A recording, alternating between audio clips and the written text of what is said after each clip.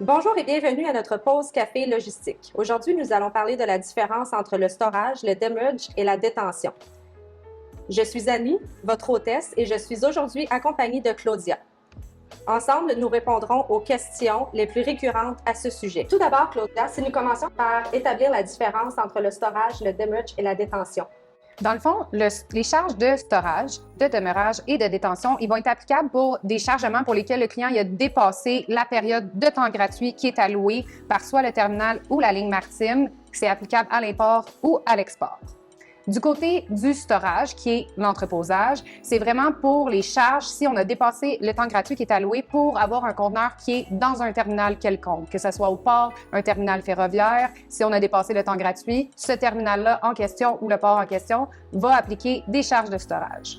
Du côté du demeurage, qu'on appelle aussi en français la surestarie, c'est vraiment une charge qui va être facturée lorsque le client conserve l'équipement de la ligne maritime dans l'enceinte du terminal pour une durée plus importante de la période de temps gratuit. Donc, le storage et le demeurage, du côté de l'importation, par exemple, sont cumulatifs. Donc, on a autant la charge de storage parce qu'on utilise l'espace dans le terminal où ce que le conteneur est en ce moment.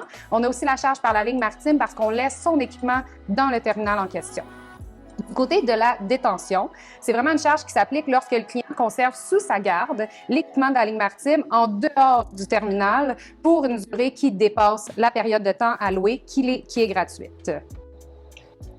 Dis-moi, tu as abordé le sujet brièvement un peu plus tôt. Est-ce qu'il y a une différence entre l'import et l'export? Oui et non. Dans le fond, c'est vraiment dans la façon de voir les choses. Je l'établis plus. On a une différence entre les charges à l'origine et les charges à la destination. Peu importe si on est en import ou en export, ça va aller comme suit. Si on est à l'origine, en premier, ça va être la détention qui est applicable parce que c'est là qu'on aurait le conteneur qui serait en dehors de l'enceinte du terminal. Donc, on va chercher le conteneur à l'origine pour aller effectuer le chargement chez l'expéditeur et ensuite, on le ramène au terminal. Si on dépasse la période de temps allouée gratuite, donc là, il y aurait des charges de détention qui s'appliquent. Et ensuite, quand le conteneur plein est ramené au terminal ou au port, c'est vraiment dans cette partie-là où le demeurage va s'appliquer si on dépasse la période de temps allouée qui est gratuite avant le chargement sur le bateau.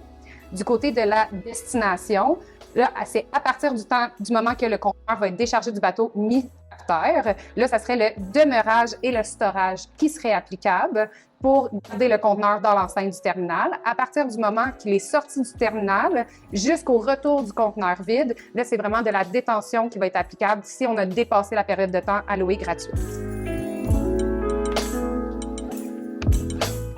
OK. Et puis, si je suis, moi, un importateur ou un exportateur, que me suggères-tu pour éviter ces charges? C'est sûr que dans certains cas, ça peut être difficile de les éviter, mais il faut vraiment, dans la mesure du possible, essayer d'organiser les cueillettes et les livraisons à l'avance pour s'assurer que notre transporteur a la disponibilité puis qu'il ne va pas se retrouver à dépasser la période de temps gratuite pour aller faire la cueillette ou retourner le conteneur au port.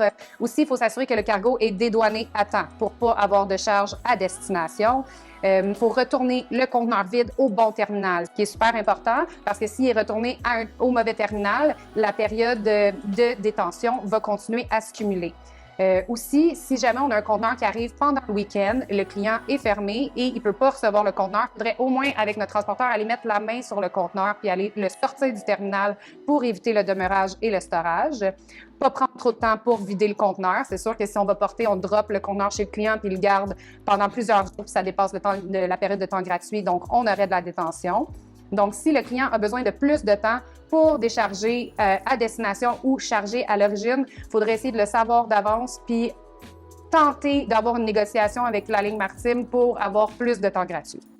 Dis-moi, est-ce qu'il y a possibilité d'obtenir une extension auprès des lignes maritimes?